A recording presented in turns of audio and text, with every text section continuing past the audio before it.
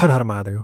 आज की वीडियो में हम जानेंगे कि कैसे नंद उपनंद तथा वृषभानु की उपाधि दी जाती है श्री गर्ग संहिता के गोलोक खंड के चौथे अध्याय में।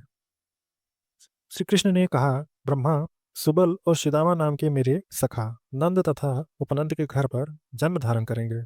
इसी प्रकार और भी मेरे सखा जिनका नाम स्तोत्रकृष्ट, अर्जुन एवं अंशु आदि है, वे सभी नौ नंदों के यहाँ प्रकट होंगे। ब्रजमंडल में जो 6 वृषभानु है, उनके ग्रह में विशाल, ऋषभ, तेजस्वी, देवप्रस्थ और वरुथपक नाम के मेरे सखा अवतीर्ण होंगे। श्री ब्रह्मा जी ने पूछा, देवेश्वर, किसे नंद कहा जाता है और किसे उपनंद, तथा वृषभानु के क्या लक्षण हैं? श्री भगवान कहते हैं, जो गौशालाओं में सदा गौओं का पालन करते हैं, उन्हें हम गोपाल की संज्ञा देते हैं। अब तुम उनके लक्षण सुनो। जो 9 लाख गायों के स्वामी हैं, उन्हें नंद कहा जाता है। जो 5 लाख गौओं के स्वामी हैं, उन्हें उपनंद कहा जाता है। वृषभानु नाम उनका पड़ता है जिनके अधिकार में 10 लाख गौएं रहती हों। इसी प्रकार जिसके यहाँ 1 करोड़ गौओं की रक्षा होती है, वह नंदराज कहलाता है। और 50 लाख गौओं के अध्यक्ष की वृष भानुवर संज्ञा है। सुचंद्र और द्रोण, ये दो ही व्रज में इस प्रकार के संपूर्ण लक्षणों से संपन्न गोपराज बनेंगे। अब मेरे दिव्य व्रज में सुंदर वस्त्र धारण करने वाले सच्चंद्रानना गोप सुंदरियों के 100 यूथ होंगे। तब श्री ब्रह्मा जी कहे, अब आप मेरे समक्ष यूथ के बारे में बताएं। श्री भगवान बोले, ब्रह्मा जी, मुनियों ने 10 कोटि को एक अर्बुद कहा है और 10 अर्बुद को एक यूथ कहा है।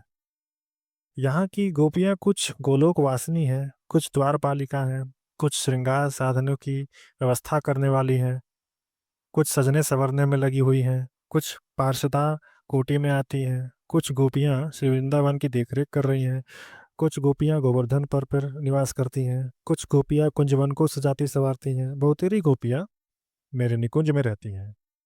इन सबको मेरे ब्रिज में पधारना होगा। ऐसे ही यमुना गंगा के भी यूथ हैं।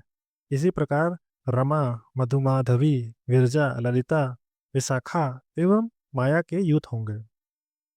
ब्रह्मा जी, इसी प्रकार मेरे व्रज में 8, 16 और 32 सखियों के भी यूथ होंगे।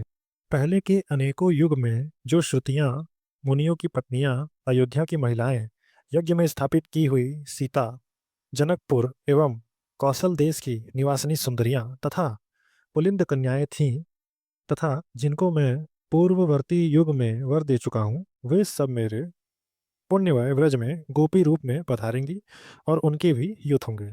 श्री ब्रह्मा जी ने पूछा, पुरुषोत्तम, इन स्त्रियों ने ऐसा कौन सा पुण्य कार्य किया है तथा इन्हें कौन कौन से वर मिल चुके हैं जिसके फलस्वरूप ये व्रज में निवास करेंगी, क्योंकि आपका वह स्थान तो योगियों के लिए भी दुर्लभ है। इस प्रकार श्री गर्ग संहिता के चौथे अध्याय का पहले भाग का हम अंत करते हैं। आगे किस प्रकार से श्रुतियाँ, सीता जी की मूर्तियाँ एवं अदर सुंदरियों को वर मिला, उसके बारे में जानेंगे। अगर आपको वीडियो अच्छा लगा हो तो लाइक करें, सब्सक्राइब करें for more. Her her Mahadev.